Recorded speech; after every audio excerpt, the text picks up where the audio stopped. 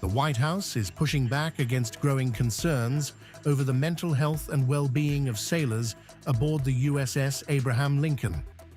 President Donald Trump has dismissed questions over the carrier's more than 260-day deployment in support of the Iran war, insisting the mission has not gone on long enough. But reports from sailors' families paint a far more troubling picture.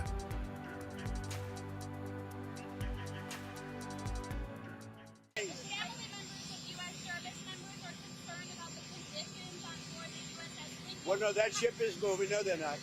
That ship is moving right now, or very shortly, and it's being replaced with another very similar ship.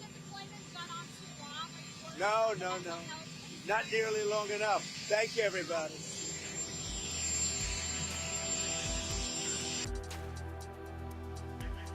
Behind that White House dismissal, military families and lawmakers have raised concerns over shortages of basic supplies, alleged water contamination, plumbing problems, exhaustion, and deteriorating mental health aboard the carrier.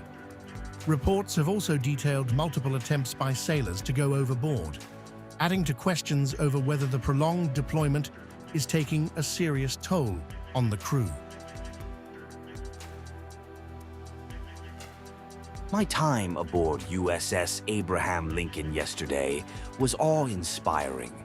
Here's an important fact. Of the U.S. Navy's 11 active aircraft carriers, the Lincoln currently has among the lowest number of cases related to mental health. This doesn't mean that all is perfect. Find any of the nearly 4 million Navy veterans in America today, and they will likely tell you that service at sea for long periods isn't for everyone. CENTCOM Commander Admiral Brad Cooper is acknowledging that conditions are not perfect, even while defending the Lincoln's mental health record against other Navy carriers. Cooper has described prolonged service at sea as uniquely challenging and said, "Mental health requires attention alongside physical and spiritual health."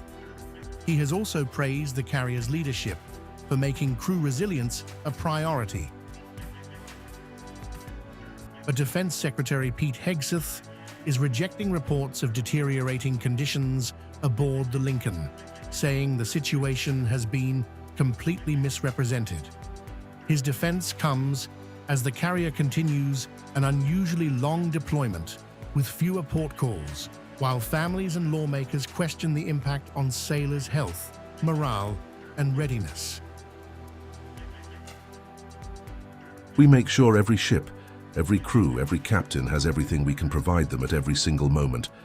Some deployments are longer than others, and I have more respect and gratitude for those sailors than anybody. What they do in those high seas and those austere conditions with less port calls, it's incredible.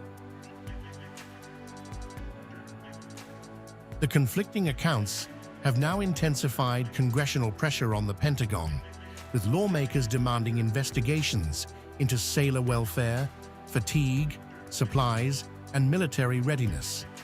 The USS George Washington is heading toward the Middle East and is expected to replace the Lincoln.